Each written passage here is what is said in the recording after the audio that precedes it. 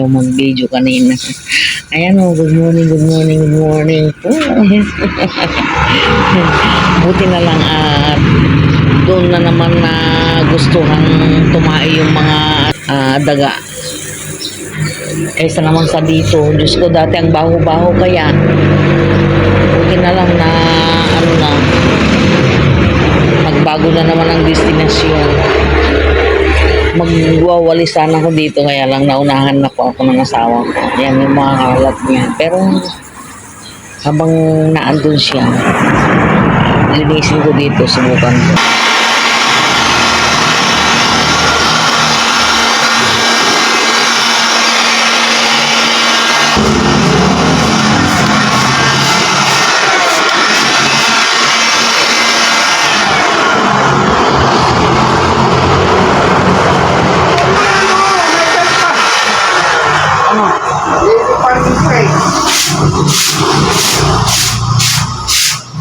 At least naalis na yung mga kalat dito. Ang dumi-dumi kaya kanina. Ganito po kakalat sa umaga, guys. Grabe. Ayan, ang ganda ng sikat po ng araw ngayong umaga. It's already 6:18 in the morning. Ang ganda po ng umaga natin ngayon, guys. 6:18 pa lang po. Ayan. Ganyan po talaga pagka nag-uulan sa hapon. Ganito po ang morning sun, guys. Ang ganda. Ayun, nakikita ko na yung bunga ng aking mga papaya. Ang dami-dami. Ayun o, nakikita ninyo yan, guys. Nakikita ninyo yan. Ayan, nabangbalingin na siguro itong si Madam. Nakawa naman ako dito sa mga ito. Ang babait naman nila. Hindi naman sila nangaan ng kapitbahay, pero ito masyadong makwenta. Busy. Nakakahiya kaya. Hindi magtatagal, magkakaroon ng kaaway ng tao na to. Ito. Maliit na bagay. Pagsisindi lang ng ilaw sa gabi, kinu-question pa niya. Siyempre, kung hindi nila binuksan, problema na nila. Iniisip niya, baka may madisgrasya, ganyan-ganyan. Tapos kung mailaw yung mga sasakyan, ngayon, kung hindi nila bubuksan, hindi yung big deal, di ba, guys? Minsan naman, pag hindi namin nabubuksan, paglabas namin, mga bandang alas 8, bukas na yung ilaw dyan eh. Masyado lang talaga ito. Masyadong, ay Diyos ko, hindi magtatagal talaga, magkakaroon ng kaaway ito. Hindi ako harap sa mga problema niya. Yan ang sinasabi ko palagi, guys. Mula noon, bago pa kami, hanggang ngayon na matanda na kami, hindi ako maharap sa mga problema niya. Pero wala siyang kadalaan eh. Pag nakaaway pa niya yung kapitbahay namin, ewan ko lang.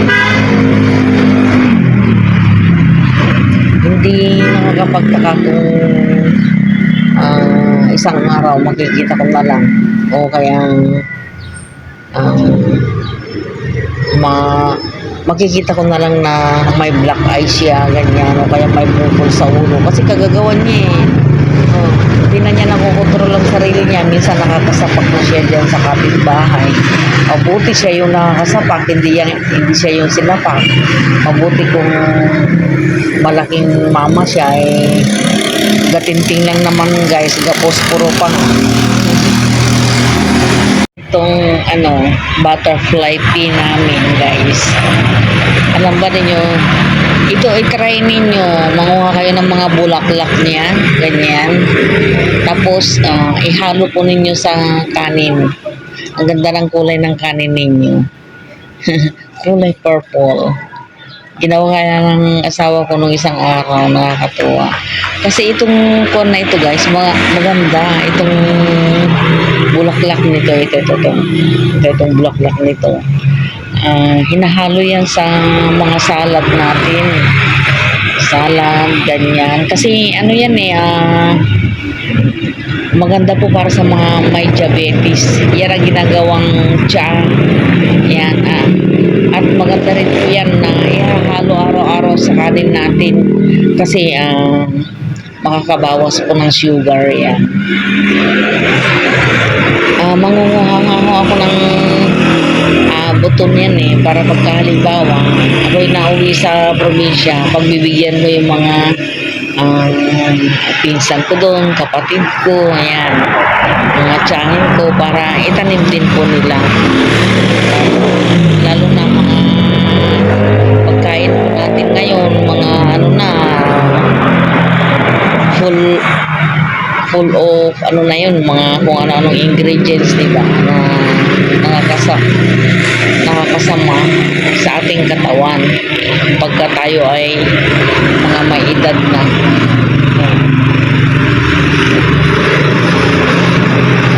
Busy na po yung mga taga-garden sa pagdidilig ng kanilang mga halaman na yung nakikita niyo guys. Ayan. Nagdidilig po sila. Tapos para maganda naman ang view ng kanilang tindahan na yan, ng kanilang garden. Hindi talaga pwedeng hindi nila lilinisan yung harapan nila. Ayan. Taas-taas dito guys, pero inaabot ng uod. Ayan, uod, Diyos ko. Hindi ko papatayin yan. Nandidiri ako. Nagiging paro-paro yan di ba guys? Makati yan pag yan ay napadikit yan sa'yo. Ganito ang bahay namin pagka bagong gising guys sa umaga. Ganito po kakalat. Yan.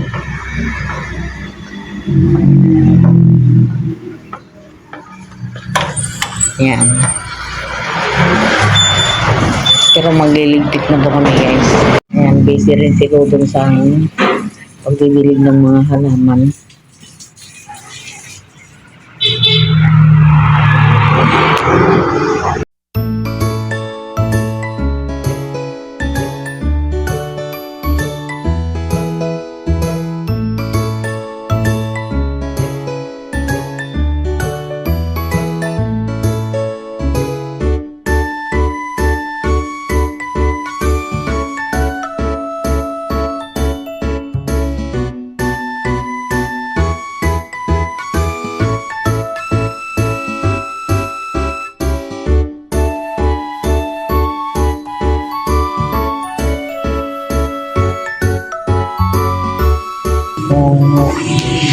Maayos na po lahat-lahat. Ito na po yung view dito sa my terrace. Hindi ko na po inilabas yan kasi aalis kami. Yan na lang. Para pag alis po namin, kukunin na lang namin tapos ilalagay doon.